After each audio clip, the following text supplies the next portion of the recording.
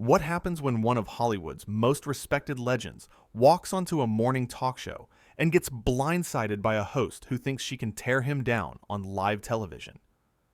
In just 28 seconds of one cutting remark, Lara Spencer went from confident host to watching her entire segment collapse as Clint Eastwood stood up and walked off the set, leaving the Good Morning America panel in complete shock.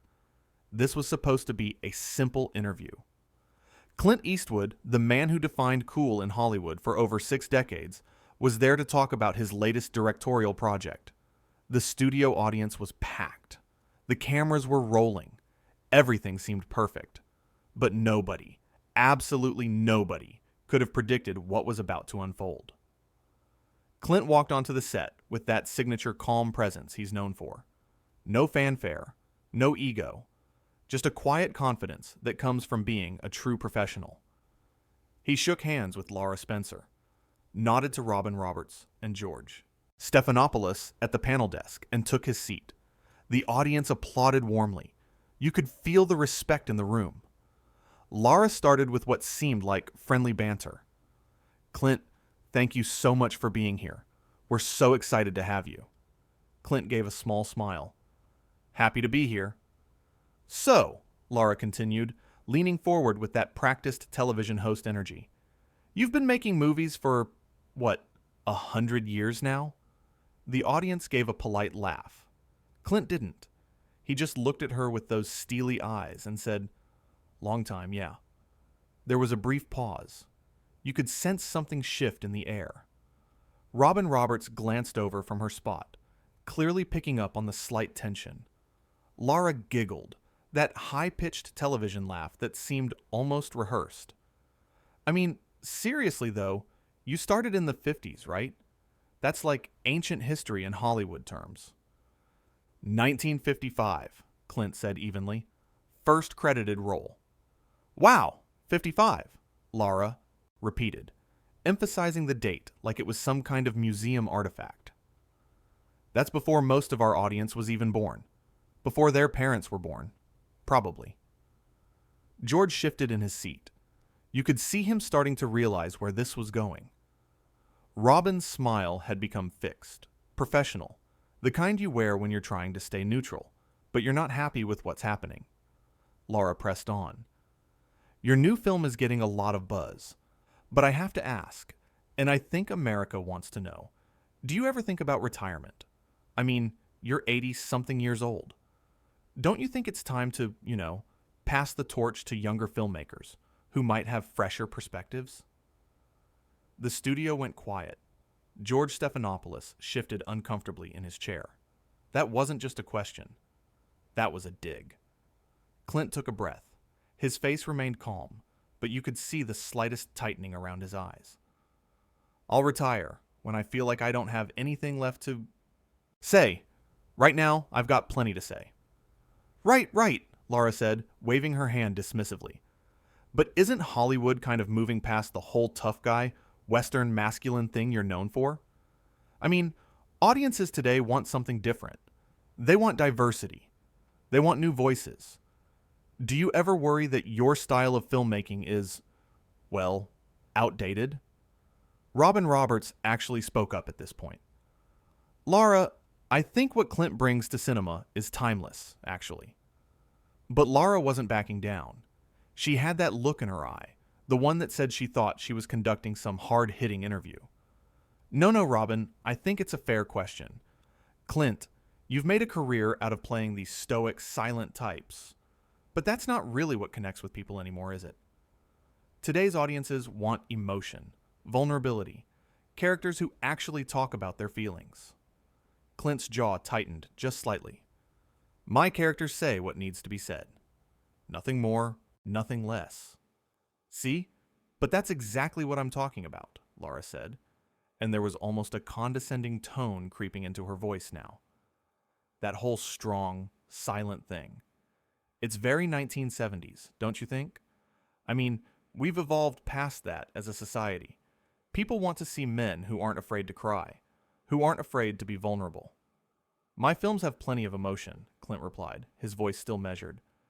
"Just because characters aren't constantly explaining their feelings doesn't mean those feelings aren't there. Lara tilted her head like she was talking to someone who didn't quite understand. But Clint, when was the last time you made a film that really reflected modern sensibilities? When was the last time you had a diverse cast? When was the last time you told a story that wasn't about, grizzled old men with guns? The audience was getting uncomfortable now. You could feel it in the room. This wasn't playful banter anymore. This was something else. George tried to intervene. I think what makes Clint's work special is that he doesn't follow trends. He makes the films he wants to make, and audiences respect that authenticity. Lara shot him a look that said, "Stay out of this." She turned back to Clint. "But here's what I really want to know. You've been criticized over the years for not being, let's say, progressive enough in your views. Some people say your films glorify violence, that they promote outdated ideas about masculinity. What do you say to critics who think your movies do more harm than good?" The audience was dead silent now. You could have heard a pin drop. This wasn't an interview anymore. This was an attack. Clint sat back in his chair. He looked at Lara for a long moment. When he spoke, his voice was quiet, but firm. "I make films about people. Complicated people. Real people. I don't make films to push an agenda or to tell people what to think. I make films that ask questions and let the audience come to their own conclusions. But don't you think, as someone with your platform, you have a responsibility to use your films to make the world better? To push society forward?" Lara asked. And she said it like she was talking to a child who didn't understand basic concepts. "I think," Clint said slowly, "that films should reflect life, not lecture people about how to live it." Lara laughed. Actually laughed. "That's such a cop-out, Clint. Come on. You can't just hide behind art for art's sake when people are pointing out legitimate problems with your work." Robin Roberts looked genuinely uncomfortable now. She tried to jump in again. "I think we should talk about the new film itself.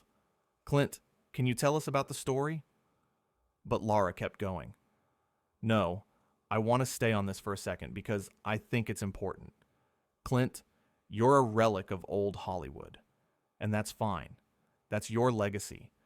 But don't you think it's a little arrogant to keep making these films when clearly the industry and audiences have moved on? When was the last time one of your movies was actually culturally relevant?" That was it. That was the moment. You could see it in Clint's face. Not anger, not outrage, just a calm decision being made. He stood up. Slowly. Deliberately. He reached up and unclipped the microphone from his shirt. Lara's smile faltered. "Wait, what are you doing?" Clint set the microphone down on the chair. He looked at Lara, then at the camera, then back at Lara. "I came here to talk about my film, to have a conversation. But you're not interested in a conversation. You're interested in tearing me down to make yourself feel important." "Clint, sit down. We're just having a discussion," Lara said, and for the first time you could hear uncertainty in her voice. The confidence was cracking. "No," Clint said simply. "We're done here." George Stephanopoulos stood up. "Clint, please, let's just reset. We can start over. We can talk about the film, just the film." But Clint was already walking toward the edge of the set. The cameras were still rolling. The audience sat frozen, not knowing whether to react. Some people had their hands over their mouths. Others were leaning forward, unable to believe what they were seeing. Lara stood up too, and you could see the panic starting to set in. This was live television. Her guest was walking off. "Clint, you can't just leave. We have 5 more minutes. We have a whole segment planned." Clint stopped and turned around. The whole studio held its breath. When he spoke, his voice wasn't loud, but it carried across the entire space. "You know what your problem is? You think being rude is the same thing as being smart. You think tearing people down makes you a serious journalist. But all it does is show how small you are." The words hung in the air like a bomb. Lara's face went pale. Robin Roberts had her hand over her mouth. George looked like he wanted to disappear into the floor. Been doing this for over 50 years, Clint continued, his voice steady and calm. I've worked with the best. I've seen the industry change a dozen times. And I've learned one thing. Respect matters. You treat people with dignity, or you don't deserve to sit in that chair. Lara tried to recover, tried to find her television voice again. I was just asking tough questions. That's my job. That's what journalists do. No, Clint said. Your job is to have a conversation, to listen, to engage. You weren't doing any of that. You were performing. And I'm not going to be a prop in your performance. He turned to the audience. I apologize to all of you for cutting this short. You came here expecting a conversation, and you deserved better than what you got. The audience started to applaud. Softly at first, then louder. They were applauding Clint, not the show. Lara's voice went up an octave. This is incredibly unprofessional, Clint. You agreed to come on this show. Clint looked at her one last time. And you agreed to be a host, not a bully. I guess we both had different expectations. And with that, he walked off. Just walked right off the set.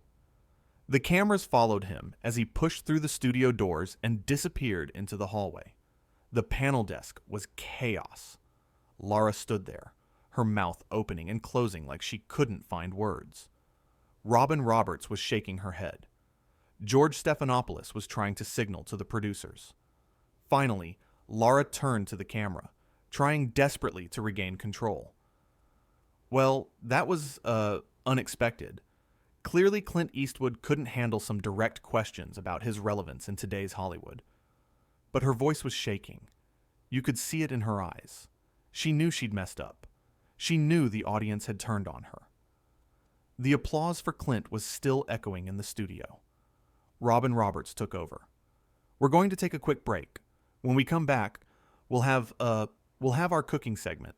The camera cut away, but not before catching Lara's face one more time. The confident, smug expression was gone. In its place was something else. Shock, embarrassment.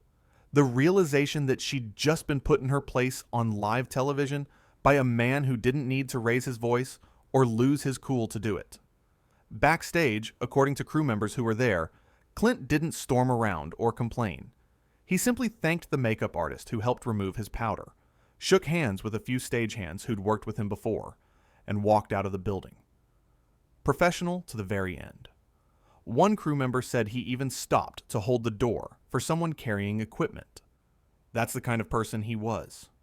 Meanwhile, back on set during the commercial break, the atmosphere was tense. Lara was arguing with producers. He was being difficult. I was just doing my job. Those were legitimate questions. I have every right to ask about his relevance. But Robin Roberts wasn't having it. Those weren't questions, Lara. That was an ambush. You disrespected a legend. You talked to him like he was some washed-up nobody. George nodded in agreement. She's right. That was way over the line. You basically called him old, irrelevant, and a relic. Multiple times. What did you expect him to do? Lara's face flushed red. I can't believe you two are taking his side. He walked off our show. He embarrassed us on live television. He made us look bad. No, Robin said firmly, her voice rising slightly. You made us look bad. You made yourself look bad. And you made this show look unprofessional. A producer rushed over, headset on, looking stressed. We're back in 30 seconds. Lara, you need to apologize when we come back on air. You need to say something, anything to address this. Apologize? Lara's voice went shrill. For what? For asking tough questions. For holding someone accountable. Absolutely not. I did nothing wrong. Lara, the producer said, his voice tight with stress. The phone lines are lighting up. Social media is exploding. People are on Clint's side. The hashtag is already trending. You need to do damage control right now. But Lara crossed her arms. I'm not apologizing for doing my job. If people can't handle real journalism, that's their problem. Robin Roberts spoke up again, her voice incredulous. Real journalism?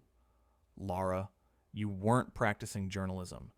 Your job is to make guests feel welcome and have meaningful conversations, not to ambush them with condescending questions about whether they're too old or too irrelevant.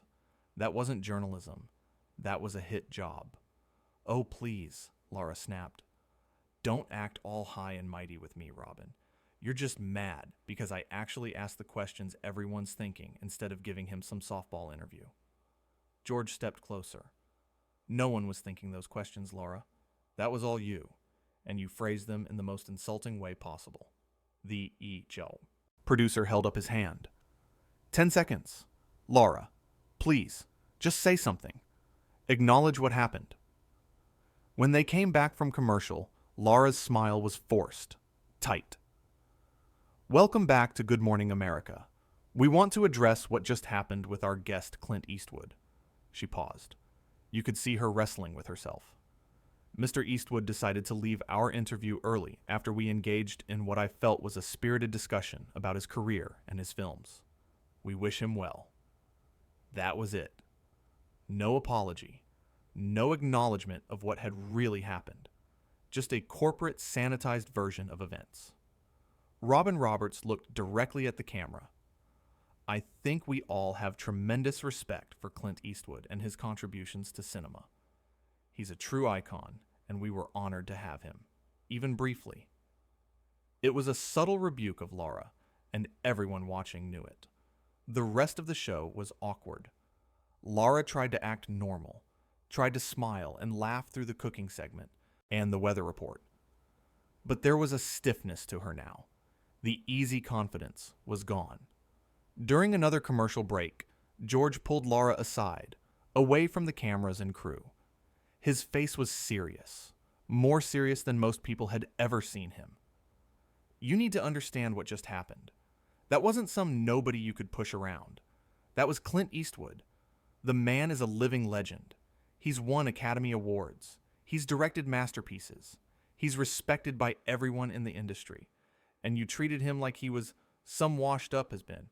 Who should be grateful you even had him on the show? Lara's eyes flashed with anger.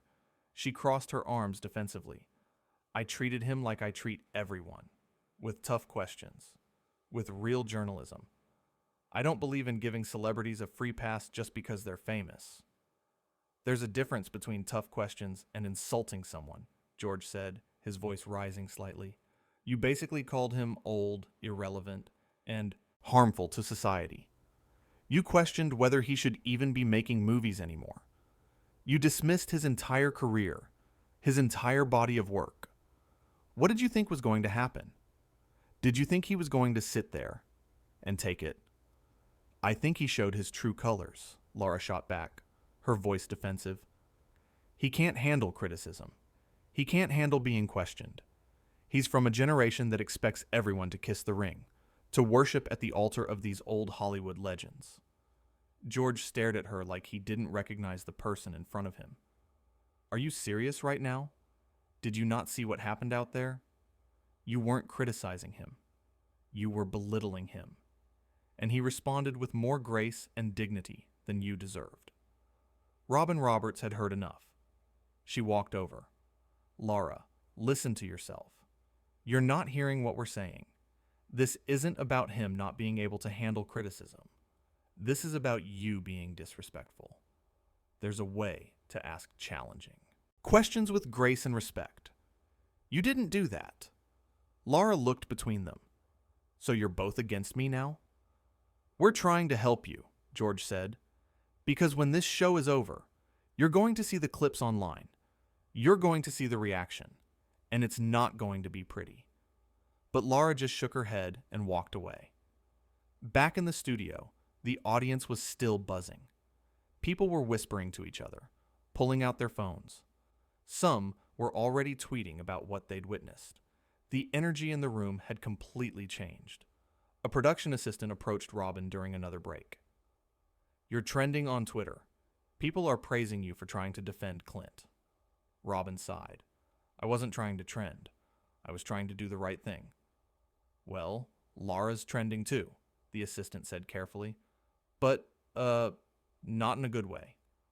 When the show finally ended, Lara disappeared into her dressing room. No post-show pleasantries, no debriefing with the team. She just vanished. Meanwhile, crew members gathered in small groups, talking in hushed voices about what they'd witnessed. "Did you see his face when she called him a relic?" one cameraman said to another. "I thought he was going to lose it." "But he didn't," another replied. "That's the thing. He stayed completely calm. I've never seen someone stay that composed while being insulted like that." "That's because he's a professional," a longtime stage manager chimed in. "He didn't need to yell or make a scene. He just stood up, said his piece, and left. That's class. That's how you handle disrespect without losing your dignity." A younger production assistant looked confused. "But wasn't he being kind of dramatic? I mean, she was just asking questions. Isn't that her job?" The stage manager shook his head, looking at the young assistant like a teacher explaining something important to a student. "Kid, there's a difference between asking questions and being disrespectful. There's a difference between tough journalism and just being mean." Lara crossed a line. Multiple lines, actually, and Clint called her on it. He had every right to. "But he walked off the show," the assistant protested. "In the middle of a live broadcast. That's unprofessional, isn't it?" The cameraman laughed, but there was no humor in it. "You know what's unprofessional? Inviting someone on your show and then spending the whole interview insulting them. Telling them they're too old, their work is outdated, their style doesn't matter anymore. That's unprofessional." "Yeah, and he had every right to," the stage manager added. "Nobody should have to sit there and be insulted on live television. Especially not someone with his reputation and his body of work. The man's a living legend, and she treated him like he was some has-been desperate for attention." Another crew member joined the conversation. "I worked on a film set with him about 10 years ago. Nicest guy you'd ever meet. Respectful to everyone, from the director to the craft services people. He remembered people's names. Said, 'Please and thank you.' That's who he is." "Which makes what Lara did even worse," the stage manager said. "She took a genuinely good person and tried to make him look bad on national television, and it backfired spectacularly." In the control room, producers were already in crisis mode. The executive producer was on the phone with network executives, pacing back and forth. Clips of the confrontation were already being uploaded to social media. The reactions were pouring in, and they were not good for Lara or the show. "This is a disaster," one producer muttered, watching the footage play back on multiple monitors from different camera angles. "An absolute disaster." "She went too far," another agreed, shaking his head. "Way too far. I mean, calling him a relic, questioning his relevance. Who does that to Clint Eastwood? Should we have cut to commercial sooner?" Someone asked nervously. "When we saw it was going sideways," the executive producer looked up from his phone call. "Wouldn't have mattered. The damage was done the moment she started questioning his relevance. You don't do that to Clint Eastwood. You just don't. You don't do it to any guest, really, but especially not someone of his stature." Another producer chimed in. "I tried to tell her during the pre-interview that we should keep it light, focus on the film, maybe ask about his process. She said she wanted to ask real questions. I didn't know she meant insult the man." "How did the pre-interview go?" the executive producer asked. "Fine, normal. He was cooperative, friendly, gave good answers. There was no indication he was going to be difficult." "He wasn't difficult," the executive producer said sharply. "She was. She ambushed him." Back in the studio, Robin and George were talking quietly. "She's not going to recover from this easily," George said. Robin nodded. "I know, and the worst part is, she doesn't even see what she did wrong." "Do you think she'll apologize? Like, really apologize?" George asked. Robin looked doubtful. "I don't know. Her ego might not let her." The makeup artist who had worked with Clint earlier approached them.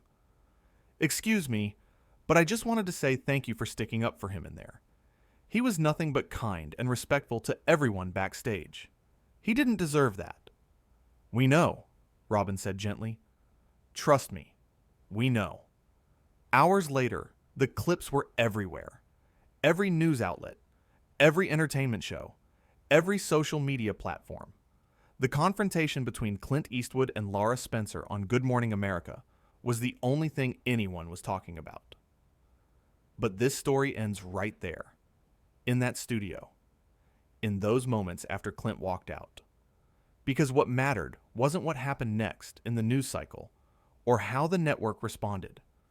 What mattered was that moment when a man who had spent decades earning respect decided he wasn't going to tolerate disrespect, even on live television. What mattered was watching someone stand up for themselves with quiet dignity instead of loud anger. What mattered was seeing that you don't have to yell or make a scene to make a point. Sometimes the most powerful thing you can do is simply stand up, state your truth calmly and clearly, and walk away. Clint Eastwood walked onto that set as a legend. He walked off as something more, a reminder that real strength doesn't need to prove itself, that real class doesn't need to defend itself, and that real respect is earned through how you treat others, not by tearing them down. Lara Spencer learned a hard lesson that morning.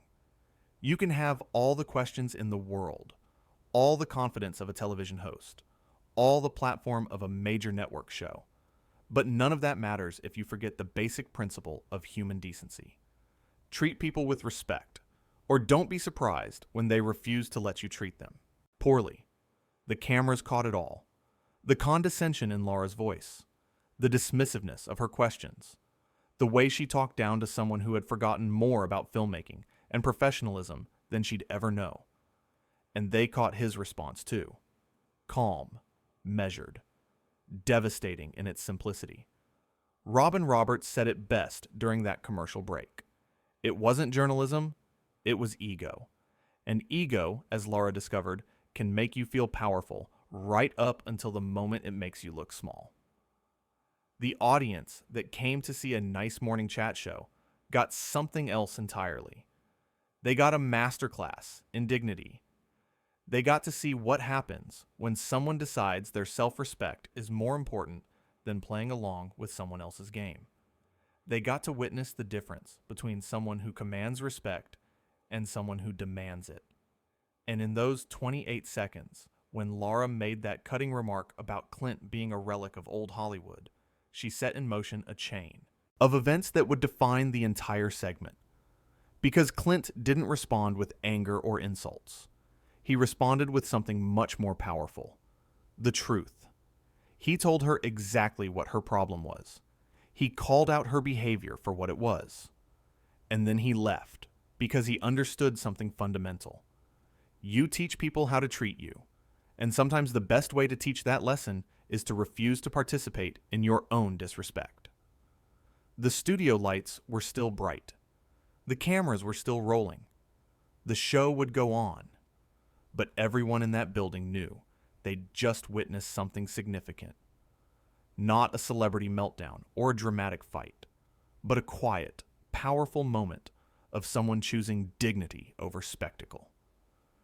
Clint Eastwood had been in front of cameras for over 60 years. He'd seen every kind of interview, every kind of host, every kind of question. And in all that time, he'd maintained a reputation for professionalism, for respect, for treating people the way he wanted to be treated. Lara Spencer thought she could rattle him, thought she could get a reaction, thought she could make her name by taking down an icon. Instead, she learned what everyone who'd worked with Clint over the decades already knew. You can push a professional only so far before they remind you what professionalism really means. And professionalism, it turns out, sometimes means knowing exactly when to walk away.